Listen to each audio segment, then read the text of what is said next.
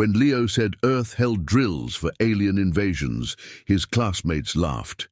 They stopped laughing when he tackled Professor Vex. The old Groxy scholar's second mandible detached with a wet thump, clattering across the lecture hall tiles like a dropped ladle. For half a second, the class froze in shock. Then the alarms blared. Leo Banks, exchange student from Earth, didn't wait for instructions. He was already moving, grabbing the panicking Fraxian beside him by the shoulders and dragging him under. The desk. Explosions rocked the university dome, making the ceiling tremble. Glass panels shattered like paper. "Anyone got eyes on the front?" Leo shouted, scanning for more cover. "I think they came through the northern quad," someone called back. "Probably Nim, the scary kid with too many tentacles and no survival instincts." Leo squinted through the settling dust. Silhouettes loomed in the arched doorway. Tall, armored, figures moving with deadly precision. Not university security, not local peacekeepers either. "Krell troopers," Leo muttered. "You know them?" gasped Mox, the thick-scaled Norin who sat nearby. "My dad used to make me run drills pretending they'd invade our backyard," Leo said. "Thought it was just paranoia. Guess not." More students screamed. As sonic blasts tore through the room, frying the projector and reducing the front row to scorched wreckage, Leo didn't flinch. He pulled a metal leg from the broken lectern and handed it to Mox. "Club. Swing hard." Mox blinked in confusion. "I'm in the diplomatic sciences track. Congratulations. Today, you're in the survival sciences track." Another boom shook the room as the door blew off its hinges. Leo grabbed Nim by a tentacle and yanked him down as a searing beam cut through the upper wall where his head had been. The troopers marched. In 6 of them, helmets shaped like predator skulls, rifles humming with violent purpose. Leo took one look, then bolted toward the far wall, not away from the enemy, but toward them. "What is he doing?" someone cried. "Getting expelled or promoted," another voice replied. Leo grabbed a chair mid-sprint and flung it. The chair hit one trooper's helmet, snapping its visor. The trooper staggered. Leo followed up with a leap and dropkick that cracked the armor plate on its chest.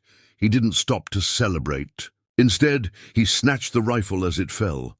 Turns out his dad's paranoia had included extensive range time. He turned and fired. 2 Krell troopers dropped before the others could react. The students screamed again. Mox swung the metal leg wildly, catching one trooper in the knee. That one collapsed. Leo spun and shot it in the neck joint. The last 2 took cover behind a pillar.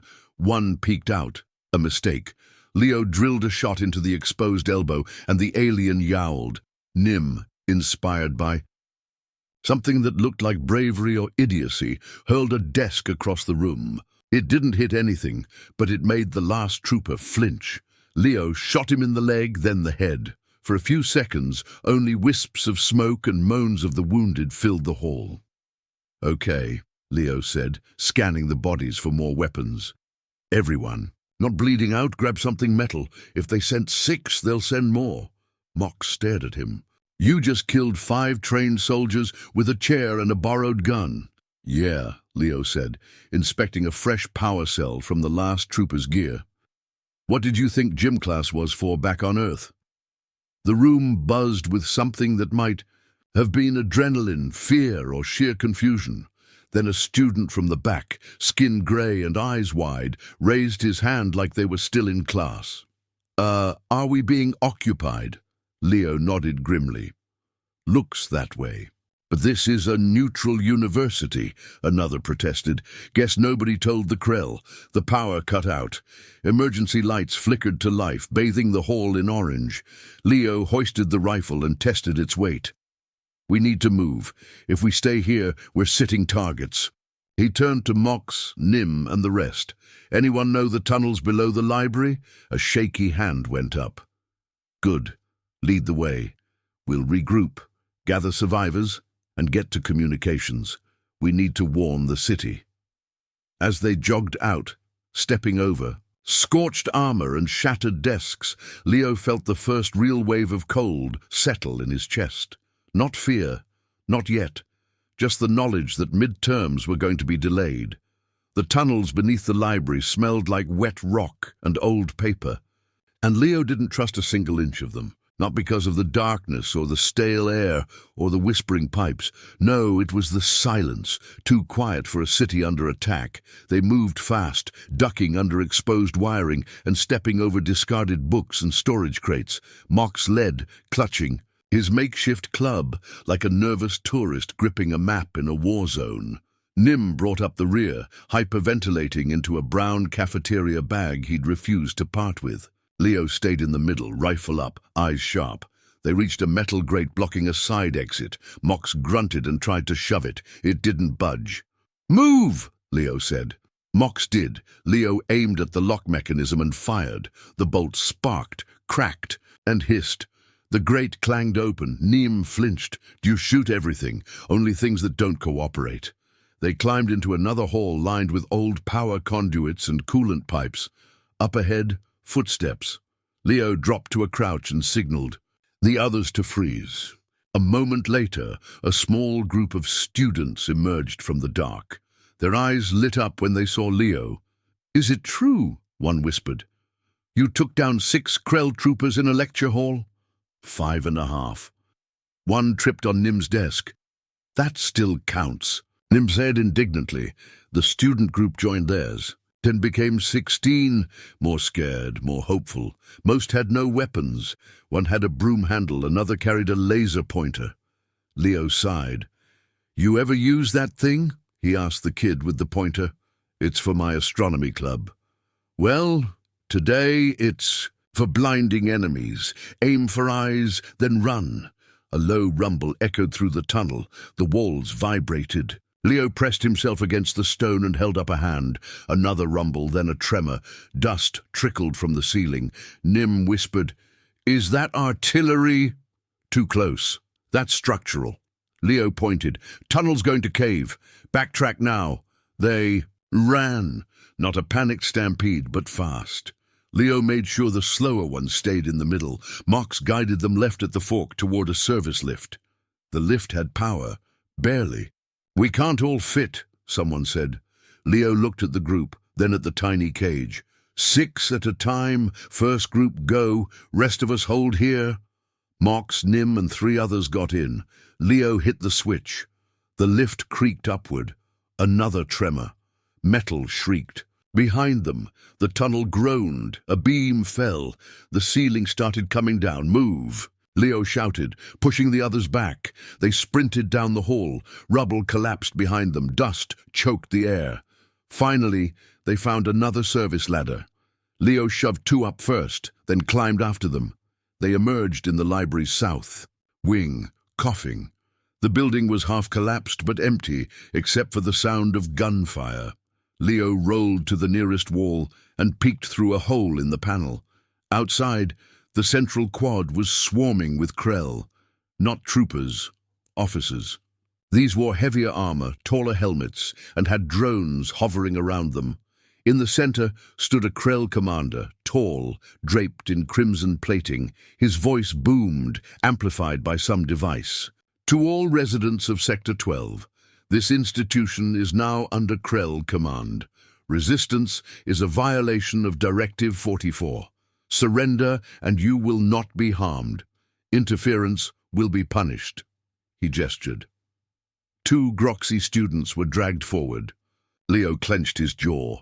The commander raised his weapon and fired. The 2 students dropped.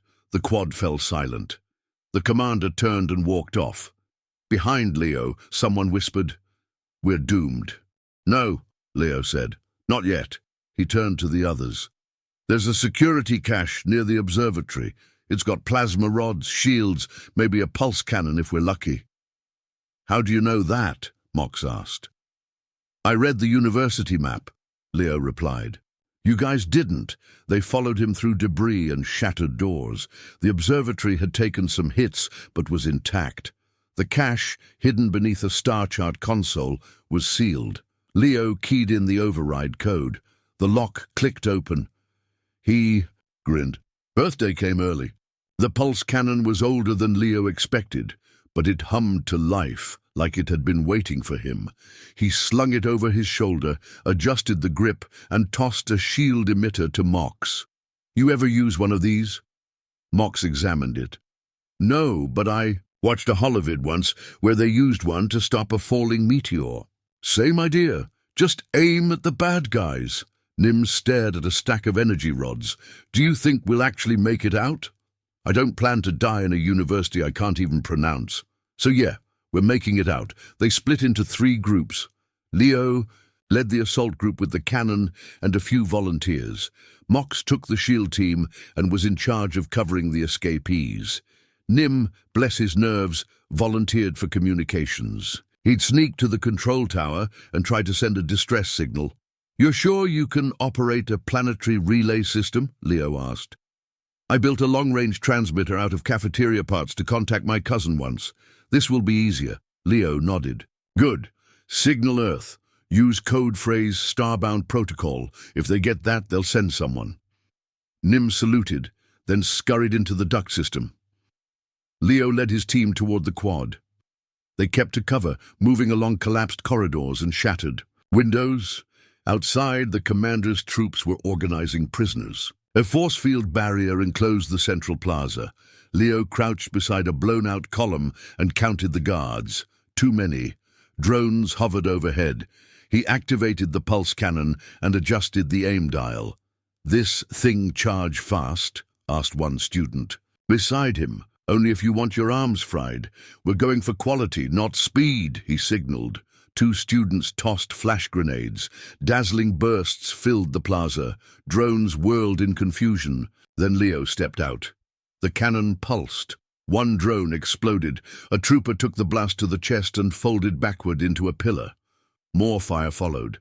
The other students fired scavenged rifles and stunned 2 guards. Mox's team pushed through. The south gate, shields raised, covering a group of escaping captives. The force field shimmered. Leo fired again, this time at the emitter node. The device sparked, fizzled, and failed. The barrier collapsed. Now it was chaos. Krell officers barked commands. Troopers returned fire. Leo's team scattered, moving between pillars and ruined benches. The cannon overheated, so Leo swapped to a Krell rifle. One of his team went down. Leo dragged him behind a wall and fired at the advancing soldiers. Mox's team reached the northern archway. Then a mechanical scream. The commander reappeared, flanked by enforcers, heavy armor, plasma halberds. Leo's rifle shots bounced off their shielding. "Fall back!" he shouted. He grabbed a grenade from a fallen trooper and threw it high. It detonated mid-air, scattering the enemy long enough for Leo's group to retreat. They regrouped near the fountain ruins. Leo was bleeding from a cut above his brow, but alive. "We can't keep this up," someone said. "We don't have to," Leo replied. "We just have to hold until Nim signals Earth.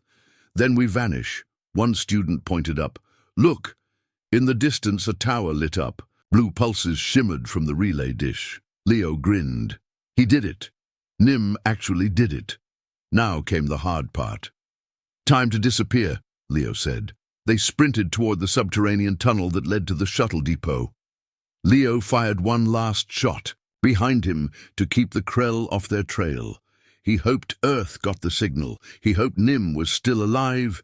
The depot's security door refused to budge. Leo slammed a fist against the panel, then yanked a dead trooper's gauntlet and pressed it against the scanner. A shrill beep, then green light. The door hissed open. Inside were rows of small academic transport shuttles and one emergency evac. "Cruiser marked for planetary faculty use only. Get everyone on the cruiser," Leo ordered. "Now, fast." Mox shepherded the survivors up the ramp while Leo planted 2 stolen grenades by the depot entrance. He wired them to a motion sensor strip from a drone and ran for the ramp. He boarded last. The moment the hatch sealed, Leo sprinted to the cockpit and shoved a surprise Sci-Fi out of the seat. "You can fly?" the scaly student yelped. "Not legally," Leo muttered. He flipped switches, powered the core, and took the controls. The Krell arrived seconds too late. The grenades went off in a flash of fire and concussive sound as the cruiser blasted skyward, streaking over the university towers. Inside the cabin, students and staff clung to the rails or braced in jump seats. Nim, covered in soot, gave a shaky thumbs up from the corner. "You made it," Leo said, eyes still on the display. "Barely," Nim croaked. "The comms were guarded. I climbed the antenna to bypass the access." "Nearly got fried," Leo smirked. "Glad you didn't." They hit orbit. The university vanished behind clouds, a tiny crater of smoke in a sprawling cityscape. Leo toggled the emergency beacon. Now we wait. 10 minutes passed, then a ping, long-range signal, multiple warp shadows inbound. The cabin went silent. "Is it them?" Mox asked. Leo checked the signal ID. "Yep." Earth's interstellar response fleet dropped into orbit like hammers from the gods, silver, angular, bristling with weaponry. Leo recognized the ship leading the formation, the UNHS Resolute. His dad had served on it. A channel opened. "Unidentified cruiser, transmit ID, identify commander." Leo hit the comm. "This is Leo Banks, Earth Exchange student, commander by default, requesting immediate evac of students and initiation of counteroffensive." There was a pause, then, "Acknowledged, Commander Banks. Stand by." Within minutes, boarding crafts docked. With their cruiser, Marines in armored suits flooded in, weapons ready, but the cabin held no enemies, only wide-eyed survivors. A Marine officer stepped into the cockpit. "You're Leo?" "That's me. You held a university against Krell forces for 4 hours? Didn't really have a choice." The officer whistled. "High Command wants to talk to you. Debrief starts in orbit, ends on Earth." "I just want a shower and something fried," Leo said. "You'll get that? Probably a medal, too." Leo turned to look at the others as they were ushered into the evac craft. Mox gave him a nod. Nim was already explaining something to a very confused Marine. Sefan had passed out from relief. Back in the cruiser, Leo took a last look at the blue planet below. Not Earth, but he'd fought for it like it was. Later, aboard the Resolute, a general sat across from him. "You're not military." "Nope.